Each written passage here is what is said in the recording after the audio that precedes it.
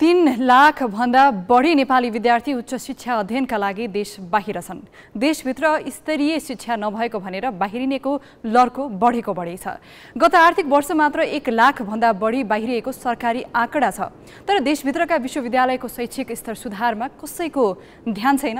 वार्षिक 15 अर्ब रुपैयाँ भन्दा बढी सरकारी लगानीको प्रतिफल नदेखिएको भनेर प्रश्न उठिरहँदा तथा विश्व वरीयतामा नेपालका विश्वविद्यालय तल झरिरहँदा राजनीतिक नेतृत्व भने संख्या थप्नमा मात्र केन्द्रित छ। विश्वविद्यालय सत्तामा पुग्ने केही दलका नेताको स्वार्थ पूर्ति गर्ने थलो जस्ता देखिन थालेका छन्।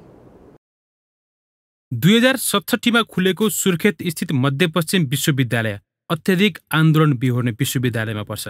सत्तासीन दल निकट व्यक्तिलाई पदाधिकारीमा नियुक्तिले विश्वविद्यालय सुरुमै आन्दोलन गर्ने थलो बन्यो। एमालेको कोटामा उपकुलपति बनेका उपेन्द्र कोइरालाले रजिस्ट्रारको उपस्थिति बिनै कार्यकारी बैठक राखेर महत्त्वपूर्ण निर्णय गरेपछि विश्वविद्यालय राजनीतिक चङ्गुलमा फस्यो। 2.5 महिना केन्द्रीय कार्यालय र डिन कार्यालयमा ताला लाग्यो। विश्वविद्यालयमा आन्दोलन नभएको वर्ष नै छैन। अहिले शिक्षकहरूको नियुक्तिलाई लिएर आन्दोलन चलिरहेको छ। शैक्षिक स्तर सुधारमा कसैको चासो छैन। राजनीतिक भागबण्डाका कारणले आज टुक्रा टुक्रा टुक्रा अवस्थामा चाहिँ शैक्षिक क्षति जुन हामीले देखिरहेका छौँ छरपष्ट ढङ्गले सत्तासीन दलहरूले आफ्ना आसेपासे भर्ती गर्ने थलो बनाउँदा शैक्षिक स्तर उठ्नै नसकेको मध्यपश्चिममा मात्र होइन, पूर्वाञ्चल विश्वविद्यालय झनै विवादित छ। देशकै सबैभन्दा पुरानो र ठूलो त्रिभुवन विश्वविद्यालय पनि शिक्षक कर्मचारी र विद्यार्थी संगठनको आन्दोलनको तारो बनिरहेको छ। दलको आशीर्वादमा नियुक्त पदाधिकारी स्तरीय पठन पाठन गराउने भन्दा सम्बन्धन बाँड्नमै केन्द्रित छन्। पठन पाठन भन्दा अति राजनीतिकै कारण नेपाली विश्वविद्यालय विश्व वरीयतामा पछाडि धकेलिरहेका छन्। पढाइको स्तर खस्किएकैले विद्यार्थीहरू उच्च शिक्षाका लागि विदेश जाने क्रम बढ्दो छ। गत आर्थिक वर्ष मात्रै 60 अर्ब रुपैयाँ भन्दा बढी रकमसहित 1 लाख विद्यार्थी विदेशिए। देशको आवश्यकता अनुसार शैक्षिक जनशक्ति उत्पादनमा ध्यानै छैन। बरु अन्धाधुन्ध रूपमा नयाँ विश्वविद्यालय खोल्ने काम भइरहेको छ। मुलुकलाई लिड गर्ने त्यो त आखिर त पोलिटिसियन नै हो नि त, त्यसले त एउटा भिजन त राख्न पाउँछ, त्यो भिजनबाट पनि जान्छ भने त्यो संसारमै नेपालको मात्रै कुरो होइन त चाहिँ अहिलेसम्म त्यसरी व्यवस्थित रूपमा हुन सकेको छैन। एउटा पर्सेप्सनमा बसेर र्याङ्किङ भन्ने कुराहरू चाहिँ एउटा कुरा भयो होइन। अहिले केन्द्र सरकार मार्फत 11वटा विश्वविद्यालय छन्। थप एउटा अब केही समयमा अस्तित्वमा आउनेछ। तिनमा सरकारले वार्षिक 15 अर्ब रुपैयाँ लगानी गर्छ। 80% विद्यार्थी पढ्ने भनेको त्रिभुवन विश्वविद्यालयमा हो। अरू विश्वविद्यालयप्रति विद्यार्थीको विश्वास नरहेको आँकडाले नै देखाउँछ। तर राजनीतिक दल भने सत्तामा पुगेपछि नेताका नाममा बिना पूर्वाधार जथाभावी रूपमा विश्वविद्यालय थप्ने होडबाजीमा छन्। विश्वविद्यालय अनुदान आयोग विश्वविद्यालयलाई सरकारी अनुदान बाँड्ने भूमिकामा सीमित छ। उसलाई विश्वविद्यालयको नियमन गर्ने र कमजोरी सुधारका लागि निर्देशन दिने अधिकार नै छैन। इन्स्टिच्युट फ्याकल्टीमा एक गरेर केलाएर हेऱ्यौँ भने हामीसँग यस्ता इन्स्टिच्युटहरू यस्ता त्यो फ्याकल्टीहरू छन् जुन फ्याकल्टीहरू अन्तर्राष्ट्रिय स्तरका पनि छन् हाम्रो यहाँ। अब त्यो सँगसँगै हामीसँग अलिकति कमजोर पनि छन्। अवश्य पनि अहिले जुन रूपमा यो उत्पादन भएको छ त्यो उत्पादन गुणस्तरको हिसाबले सन्तोष गर्ने ठाउँ अलि छैन। केन्द्रको सिको गरी प्रदेश सरकारले पनि पूर्वाधार बिनै जथाभावी विश्वविद्यालय खोलेर कार्यकर्तालाई जागिर दिन थालिसकेका छन्। क्यामेरामा सबिन मर्जनका साथमा पवन पौडेल, ग्यालेक्सी 4K, सानोठिमी, भक्तपुर। देशभित्र उच्च शिक्षाका लागि पहिलो विश्वविद्यालयका रूपमा 2016 मा त्रिभुवन विश्वविद्यालय खुल्यो। केन्द्र सरकार मार्फतका विश्वविद्यालयको संख्या 11 पुगिसकेको छ। 80% विद्यार्थी पढ्ने ठाउँ भनेको त्रिभुवन विश्वविद्यालय नै हो। तर आवश्यकता भन्दा पनि लहरका आधारमा विश्वविद्यालय खोल्ने होड चलेको छ। केन्द्र सरकार मार्फत थप 2 विश्वविद्यालय खोल्न कानुन तर्जुमाको प्रक्रिया अन्तिम चरणमा छ भने प्रदेश सरकारले पनि केन्द्रको विकृतिलाई निरन्तरता दिएका छन्। राष्ट्रिय सभामा बुधबार मदन भण्डारी विज्ञान तथा प्रविधि विश्वविद्यालय विधेयक पारित गर्ने कार्यसूची थियो। पारित गर्न प्रस्ताव गर्नु अघि सांसदहरूले शिक्षा मन्त्री देवेन्द्र पौडेललाई प्रश्न गर्ने समय पाए।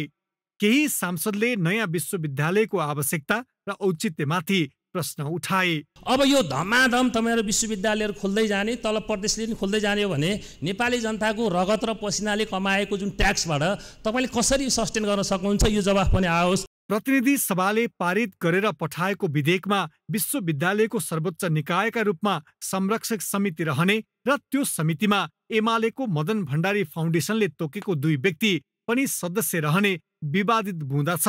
गैर सरकारी संस्थाले त्यहाँ सिफारिस गर्ने जुन यो दफामा चाहिँ व्यवस्था गरिएको छ, यो मलाई लाग्छ यो बेठिक हो। पार्टीले मात्रै सञ्चालन गर्ने विश्वविद्यालय हो कि सरकारले सञ्चालन गर्ने विश्वविद्यालय हो कि हामी सबैको विश्वविद्यालय हो?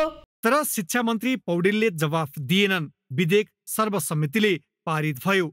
राष्ट्रपतिले विधेयक प्रमाणीकरण गरेपछि विश्वविद्यालय स्थापनाको बाटो खुल्नेछ। यो केन्द्र सरकार मातहतको 12औं तथा देशभित्रको 14औं विश्वविद्यालय बन्नेछ। देशमा पहिलो विश्वविद्यालयका रूपमा 2016मा त्रिभुवन विश्वविद्यालय त्रिवी स्थापना भयो। त्रिवी खुलेको 27 वर्षपछि देशले अर्को विश्वविद्यालय पायो, महेन्द्र संस्कृत। 2048मा सरकारी निजी साझेदारीमा काठमाडौँ विश्वविद्यालय खुल्यो। शैक्षिक स्तरमा काठमाडौँ विश्वविद्यालयले सुरुवाती दिनदेखि नै आफूलाई अब्बल साबित गर्यो। तर राजनीतिक दलले आवश्यकता भन्दा आफ्ना आसेपासेलाई जागिर खुवाउने प्रयोजनका लागि विश्वविद्यालय थपेको थपे गरे। विराटनगरमा पूर्वाञ्चल, पोखरामा पोखरा, लुम्बिनीमा लुम्बिनी बौद्ध विश्वविद्यालय स्थापना गरियो। 2062-63 को राजनीतिक परिवर्तनपछि विश्वविद्यालय खोल्ने होड नै चल्यो। 2067मा चितवनमा तत्कालीन रामपुर कृषि क्याम्पसलाई कृषि तथा वन विश्वविद्यालयमा रूपान्तरण गरियो। त्यही वर्ष सुदूरपश्चिम र मध्यपश्चिम विश्वविद्यालय खोलिए। क्षेत्रको सन्तुलन मिलाउन खोलिएका सबैजसो विश्वविद्यालय भने काठमाडौँमा रहेका शिक्षण संस्थालाई सम्बन्धन बाँड्नतिर लागे। ती विश्वविद्यालयको शैक्षिक स्तरलाई लिएर प्रश्न उठिरहेकै बेला फेरि 2 विश्वविद्यालय थपिए। नेपाल खुला र राजर्षि जनक। यस बाहेक योगमाया आयुर्वेद विश्वविद्यालय पनि स्थापना गरिँदैछ। त्यसका लागि राष्ट्रिय सभाबाट पारित विधेयक अहिले प्रतिनिधि सभामा छ। केन्द्र मातहत अहिले 11वटा विश्वविद्यालय अस्तित्वमा रहेकोमा देशभित्र उच्च शिक्षा अध्ययन गर्ने 5.5 लाख विद्यार्थी मध्ये 80% विद्यार्थी त्रिवीमा पढ्छन्। अर्थात् अरू विश्वविद्यालयको औचित्यमाथि प्रश्न उठिरहेकै छ। तर केन्द्रको विकृति प्रदेशमा पनि सरेको छ। प्रदेश सरकार लहडी रूपमा विश्वविद्यालय खोल्नतिर लागि परेका छन्। गण्डकी प्रदेशले गण्डकी र मधेस प्रदेशले मधेस कृषि विश्वविद्यालय स्थापना गरेका छन्। तर विश्वविद्यालयसँग पूर्वाधार केही छैन। दुवै विश्वविद्यालयमा दलका कार्यकर्ताले पदाधिकारीका रूपमा काम पाइसकेका छन्। बागमती प्रदेश सरकारले एमाले नेता मदन भण्डारीकै नाममा मदन भण्डारी प्रौद्योगिक विश्वविद्यालय गठन आदेश जारी गरी पूर्वाधार निर्माणको काम अघि बढाएको छ। यस बाहेक अरू विश्वविद्यालय स्थापना गर्ने चर्चा पनि छ। रक्षा मन्त्रालय मार्फत रक्षा विश्वविद्यालयको अवधारणा अघि बढाई काभ्रेमा जग्गाको व्यवस्था समेत गरिएको छ। खेलकुद विश्वविद्यालय खोल्न भने राष्ट्रिय खेलकुद परिषदले कार्यदल बनाएको छ। भक्तपुर नगरपालिकाले आफूले सञ्चालन गर्दै आएको खोप कलेजलाई विश्वविद्यालयमा रूपान्तरण गर्न माग गरेको गरेछ। काङ्ग्रेसका दिवंगत सभापति एवं पूर्व प्रधानमन्त्री गिरिजा प्रसाद कोइरालाका नाममा विश्वविद्यालय स्थापना गर्न सहयोगी भूमिका खेल्ने उद्योग मन्त्रीले सार्वजनिक रूपमै भनिसकेका छन्। बीपी कोइराला स्वास्थ्य विज्ञान प्रतिष्ठानलाई पनि विश्वविद्यालयमा रूपान्तरण गर्नुपर्ने आवाज उठाउन थालिएको छ। भएका विश्वविद्यालयको शैक्षिक स्तरलाई व्यवस्था गरी नयाँ खोल्ने होडलाई कसरी लिने भनेर हामीले शिक्षाविद विद्यानाथ कोइरालालाई सोधेका छौँ। मेरो पालामा मैले खोल्नुपर्छ। मदन भण्डारी विश्वविद्यालय एमालेलाई किन खोल्नुपर्ने? किनभने मदन भण्डारीको नाम राख्नु परेको छ। बीपी कोइराला विश्वविद्यालय किन चाहियो वा जीपी कोइराला विश्वविद्यालय किन चाहियो भनेर भन्यो भने काङ्ग्रेसलाई चाहिएको छ। अब यो ढङ्गको सोचको कारण चाहिँ हामीलाई यो थरीथरीको भएको कारण भने त्यो चाहिँ व्यवस्थित ढङ्गले विकास गर्ने रहर नभएको नेतृत्व भएको असर चाहिँ हामीले भोग्या हो। जम्मै जाँच केन्द्रले गर्नुपर्ने, शिक्षक तिनकै हुने, प्राध्यापक तिनकै हुने, प्रश्न उनले जाँच्नु पर्ने थियो त होइन नि। विश्वविद्यालय युरोप अमेरिकामा हेर्नु हो भने त जुन ठाउँमा पढाउँछ, जसले पढाउँछ उसैले जाँच्छ, उसैले नम्बर हाल्छ, उसैले स्तर निर्धारण गर्छ, उसले गुणस्तर पुगे पुगेन भने हेर्छ। त्यो गरे भए हुन्थ्यो। तर हाम्रो नेतृत्वमा जाने मान्छेले ताला लगाएको दिन पनि घरै बसेर विद्यार्थीलाई पढाउन मिल्छ र पढ्न मिल्छ भन्ने सक्ने सोच पनि टाउका हाल्दैन। आन्दोलन गरे जुस खाएर प्राध्यापक एउटा हुन्छ नि हद होइन। प्राध्यापक हुनको निम्ति त उसको चाहिँ क्षमता के भन्नुपर्छ, लेख कति लेखेको, विद्यार्थी कति पास गराएको, अनुसन्धान कति गरेको, कति गराएको यो हुनुपर्ने नै यो किसिमको कुरोहरूमा ठ्याक्कै भएन। अब काठमाडौँ विश्वविद्यालय भन्नुभयो उनले त्यो बल गरेका छन्, सानो विश्वविद्यालय छ त्यसले गर्दाखेरि उनीहरूले बल गरेका छन्, त्यो कारणले गर्दाखेरि इज्जत अलिकति धानिया छन्। त्रिभुवन विश्वविद्यालयले त्यो गर्न मजासँग सक्थ्यो, किनभने त्रिभुवन विश्वविद्यालयकै मेडिकल क्याम्पस राम्रै गरेका छ, इन्जिनियरिङ क्याम्पस राम्रै गरेका छ, राम्रो गर्नेको कुरा अरूले सिक्न मिल्दैन। राजनीतिको मार मुङ्ग्रीले विश्वविद्यालयमा झुन्डिरहने तालाले ज्ञानको ढोका बन्द गरेको त वर्षौँ भइसक्यो। बेरोजगार उत्पादन गर्ने थलो भन्न थालिएको पनि धेरै भइसक्यो। अब नेताका आसपासमा रहने बेरोजगारको व्यवस्थापनका लागि विश्वविद्यालय खोलिँदैछन् र युवा पिँढीलाई उच्च शिक्षाका लागि परदेशतिर धकलिँदैछ।